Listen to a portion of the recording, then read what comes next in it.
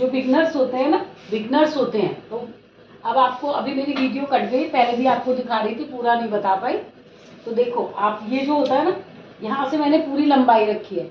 जब अस्तर लगाते हैं हम किसी सूट में, तो अस्तर में क्या करते हैं, अस्तर को उतना ही रखते हैं, जैसे मान लो 44 है, 45 है, क्योंकि वो आधा इंच सिलने में चला जाएगा, 2 इंच मोड़ने में चला जाएगा, तो आपका प्रॉपर अस्तर लग जाएगा। तो अब देखो पूरी, ये बैक है, ये बैक है और ये फ्रंट है।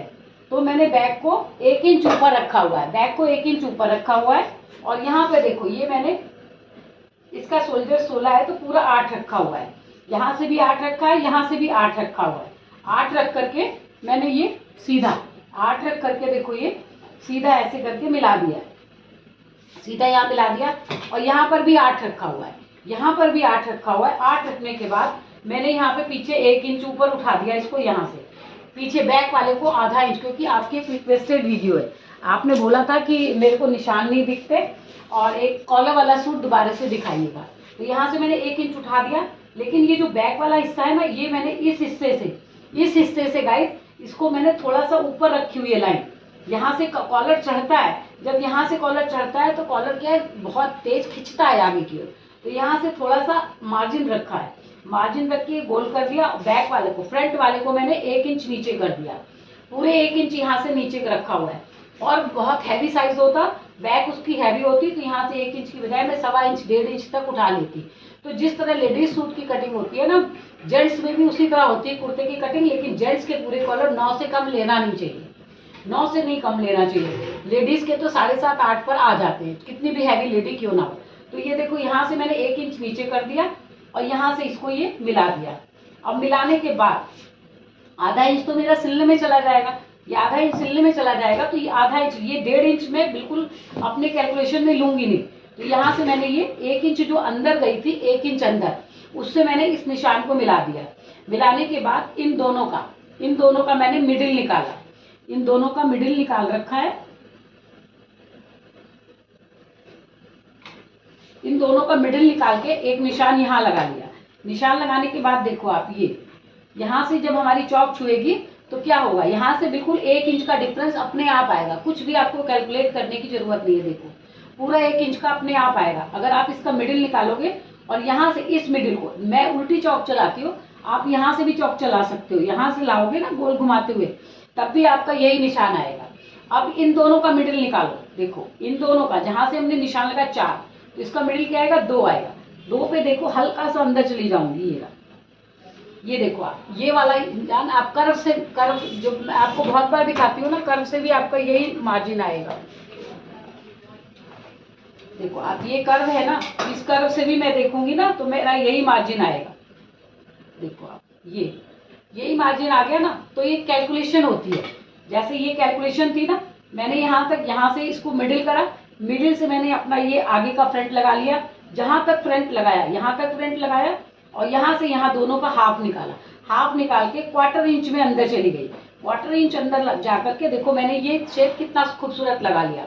अब यहाँ से आपको ये देखना, आधा इंच बहुत कंपलसरी है, क्योंकि बैक में खिंचाव ना मारे। वैसे तो अगर आपका सेम आगे की तरह भी कट गया ना कभी गलती से, तो भी आपका कुछ ऑल्ट्रेशन नहीं आती, बहुत अच्छी फिटिंग उसकी भी आती है। लेकिन थोड़ा लेडीज को ये होता है, बाहर सिलवा रहे हैं, पैसे खर्च कर रहे हैं, कुछ कर रहे हैं, तो हमारा बिल्कुल हाथ भी चलने चाहिए, ऊपर भी होने चाहिए, नीचे भी होने चाहिए। तो इसलिए ये वाला मार्जिन देना जरूरी होता है।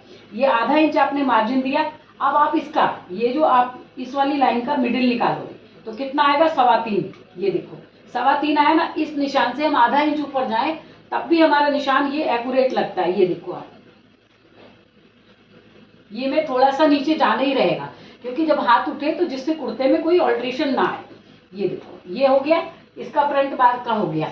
अब इसकी ये एक हैवी साइज था तो इसकी कमर मैंने 15 पे उतारी है, और टॉलनेस ज्यादा है नहीं तो 21.5 पर मैंने इसकी हिप रखे हुए हैं। तो लूजिंग कैसे दी है, गरम सूट में मैं लूजिंग 1 इंच देती हूँ। इसका चेस्ट था 42, तो मैंने इसको रखा है 43। ये है 42 चेस्ट था तो इसका 43 रखा है, इसकी 42 ही कमर है। तो 42 कमर की बजाय मैंने थोड़ी सी बढ़ा दी है यहाँ से, क्योंकि गरम सूट है तो इनर पहनेगी इनर पहनेगी ना लेडीज।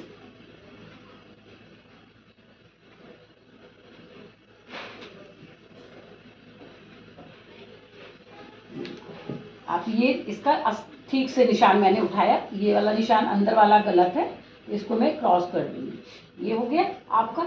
और यहाँ से हिप कितने रखे हैं मैंने, इसके हिप है, इसका चेस्ट है 42, तो इसकी कमर बहुत भारी है, तो मैंने 5 इंच की लूजिंग दी है, तो इसके हिप कितने रखे हैं, देखो 57, 12 चौक 48 और एक 49, 50 हिप रखे हैं इसके मैंने,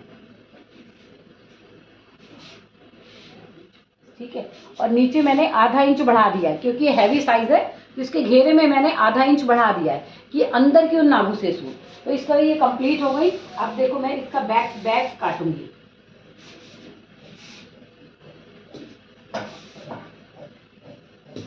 मैं बैक काट रही हूँ। मैं आपको हमेशा बोलती हूँ ना, जो आपने निशान लगाए हैं आप उन निशानों को छोड़ के अपनी कैंची को आगे चलाओ। इसी तरह कारीगर को बताती हूँ कि जो मैंने निशान लगाए हैं उससे अलग मशीन चलाओ। और जो भी मशीन से आप कहोगे तो मैं आपको सिलना भी दिखाऊंगी। तो जब भी आप मशीन चलाओ तो आप 2 सिलाई चलाओ, खोलने का मार्जिन होना चाहिए। एक सिलाई यहाँ चलेगी, एक इसके बाहर चलेगी सिलाई। एक सिलाई कहाँ से चलेगी, देखो आप ये तो आर्मोल ढीले करने की जरूरत नहीं है, एक सिलाई यहाँ से चलेगी। जब 2 सिलाई चलेंगी तो आपके पास ढीला कसा करने का मार्जिन होगा। और ये मैंने 1.5 इंच का मार्जिन छोड़ा हुआ है। तो इस तरह से देखो, ये यहाँ से मैं बराबर कर रही हूँ कपड़े को। ये हो गया, ये बराबर हो गया। अब आप आगे देखो, फ्रंट में इसका ये 3 रखा हुआ है ना मैंने, ये 3 रखा हुआ है, तो इसका कितना रखूंगी, 3.5। ये जो इसका आला है ना, आला बोलते हैं इसको, तो ये इसका रखूंगी मैं इतना, जिसके ऊपर कॉलर चढ़ेंगे। क्योंकि पूरे बंद कॉलर है तो इसको यहाँ से 1.5 इंच रखूंगी, 1.5 इंच। देखो आप, ये 1.5 इंच है। इसका मार्जिन कितना है आप देखो, आपको अगर नहीं दिख रहा हो तो बताइएगा। देखो ये इसका मार्जिन, ये जो रखा है मैंने यहाँ से क्रॉस, ये 1.5 इंच है। तो 1.5 इंच को यहाँ से, और यहाँ पे आधा इंच, जो इतना ये आधा इंच होता है ना, आधा इंच के बाद आप अपनी चौक चलाओ, क्योंकि यहाँ से कंधा जुड़ेगा। ये आधा इंच जो होता है ना, यहाँ से कंधा जुड़ेगा। जब कंधा जुड़ेगा तो हमारा क्या होगी, यहाँ से कपड़ा छूटा हुआ होगा तो आपका कॉलर सुंदर चढ़ेगा। ये देखो, ये निकाल दिया। अब आगे का देखो, आप आगे का ये निकाल दिया, ये आगे की कटिंग है, ये हो गया। अब ये मैं आगे का पोर्शन निकाल दूंगी।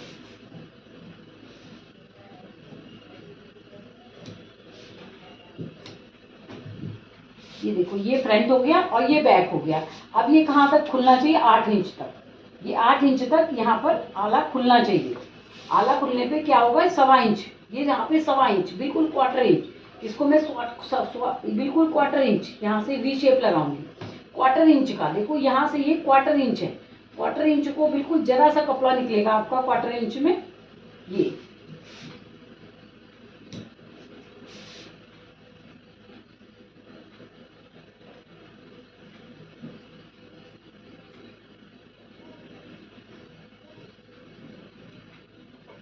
देखो, ये 1/4 इंच, ये 1/4 इंच कपड़ा यहाँ से निकाल दिया और इसको यहाँ से मैं आला छाट दूंगी।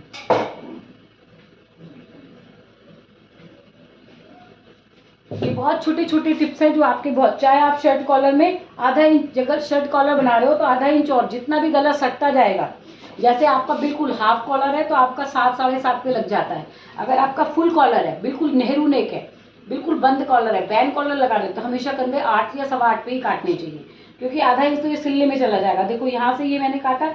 मेन टिप्स क्या होती है सूट वाले कॉलर में, कि देखो अब ये इसमें मैंने पीछे की ओर यहाँ 1 इंच था, लेकिन मैंने आधा इंच छोड़ के अपना गोल ये काटा हुआ है। तो इससे क्या है, कभी भी आपको गला जोर नहीं मारेगा। और यहाँ से मैंने जब निशान लगाया तो मैंने आधा इंच यहाँ छोड़ दिया है। आधा इंच छोड़ने के बाद मैंने ये निशान लगाया, और ये आधा इंच, बिल्कुल 1/4 इंच का छोड़ करके ये निशान लगा दिया 8 इंच पे। और आगे का भी आपको काटना दिखाया। और ये देखो, फ्रंट हो गया और ये बैक हो गया। ये बैक है और ये फ्रंट है। इस तरह पूरे सूट की आपको, पूरे इसके कुर्ते की कटिंग दिखाई। देखो ये गरम कपड़ा है जिसका मैंने अस्तर काटा है। अभी मैं इसको काट लूँगी। ये रहा गरम। अब इसकी बाजू का तो मैंने आपको बहुत बार फॉर्मूला बताया है। मैं रफली आपको बताती हूँ बाजू कैसे काटनी चाहिए। मान लो आपका ये छोटा सा कपड़ा है और इसकी बाजू बड़ी बनेगी तो 4.5 पर उतारूंगी। ये देखो, लंबी बाजू कितनी भी मोटी लेडीज की हो, 4.5, 4.25 पे उसके आ जाती है। और यहाँ पर आगे आप, अब यहाँ से ये आप 2.25 रखो, यहाँ से आप 2.25 रखो, क्योंकि ये 42 चेस्ट है, तो यहाँ पे हमने क्या रखा, 2.25 रखा। 2.25 से आप यहाँ से नापो, इसका मिडिल निकालोगे, इसका मिडिल निकाल लिया इस कोने से।